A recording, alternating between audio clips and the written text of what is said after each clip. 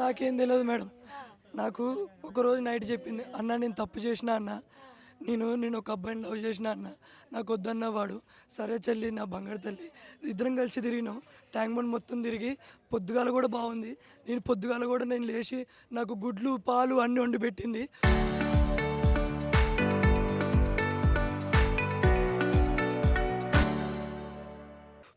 మంచి హ్యాపీగా ఉన్నాం.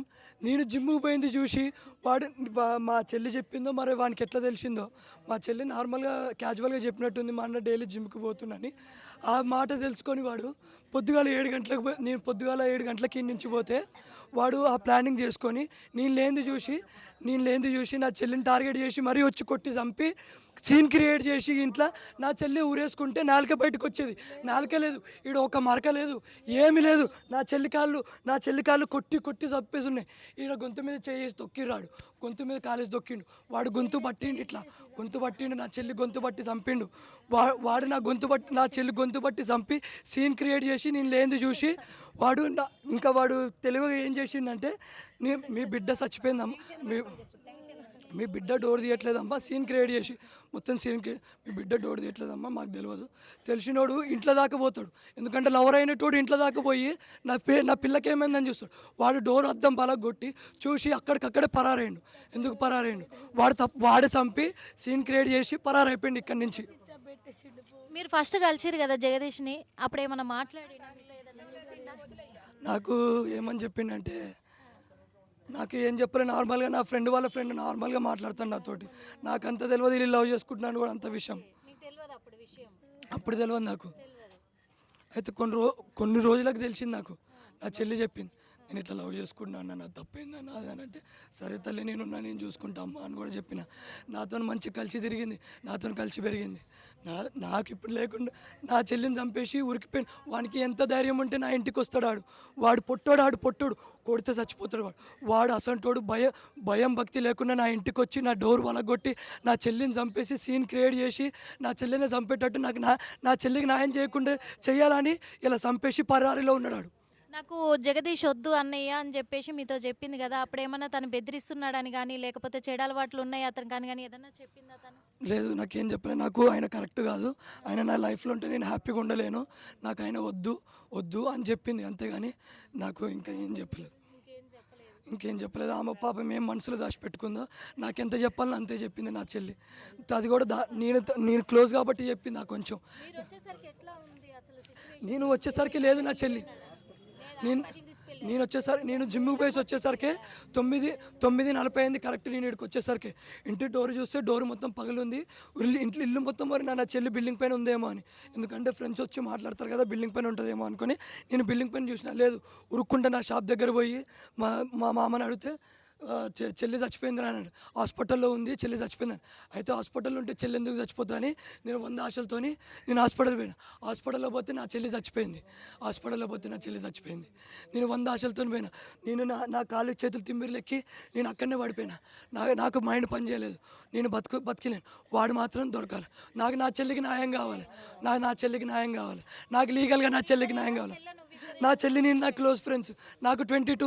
నా చెల్లి నేను ఇద్దరం కలిసి చదువుకుంటాం. నా చెల్లి నేను ఫ్రెండ్స్ లాగా, నా చెల్లి నేను దూరాలు తిరుగుతాం, బయట ఇద్దరం కలిసి తిరుగుతాం, ఛాయలు తాగుతాం, బ్లూస్కి పోతాం, బయట ఇద్దరం కలిసి తిరుగుతాం. నాకు నా చెల్లి చేసిండు.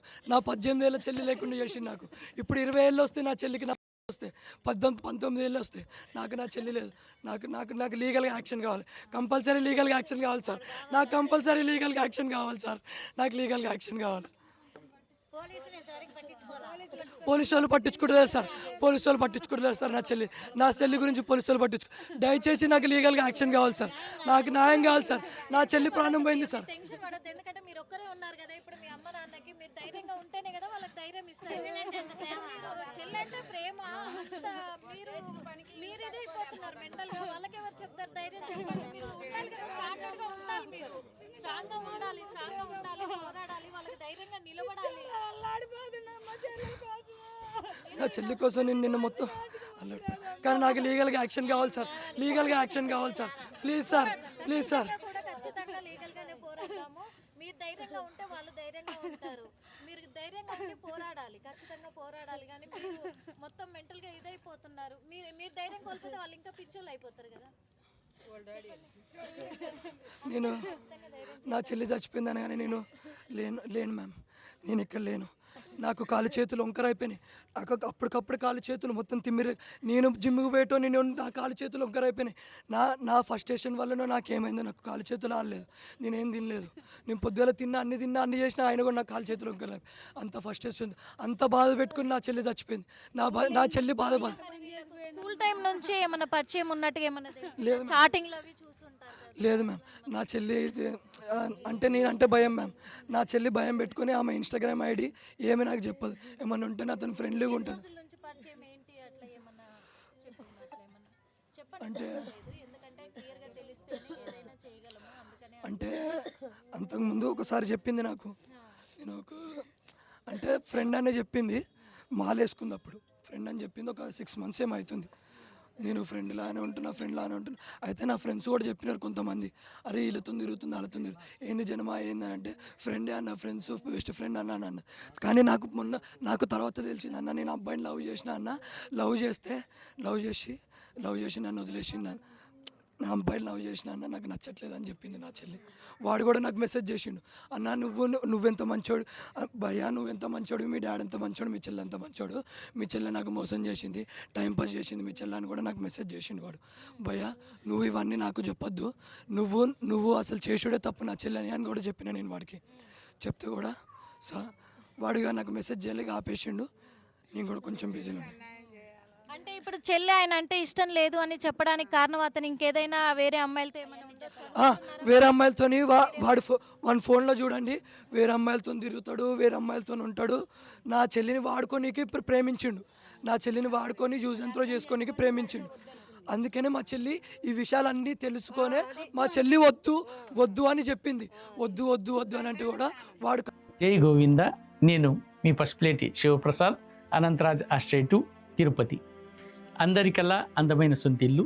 మీ సొంతింటి కలను నెరవేర్చడానికి అనంతరాజ్ ఆశ్రయ వారు తిరుపతి ఇంటర్నేషనల్ ఎయిర్పోర్ట్కి ఎదురుగా మల్టీనేషనల్ కంపెనీస్ అయినటువంటి TCL, Dixon, Fox links, wing tech కంపెనీలకు మధ్యలో వరల్డ్ స్టాండర్డ్స్ స్కూల్స్ అయినటువంటి విజ్ఞతం స్కూల్, గురుకుల్ స్కూల్ మరియు మెడికల్ కాలేజ్కు అతి చేరువలో ఈ ప్రాజెక్టును నిర్మిస్తున్నాము.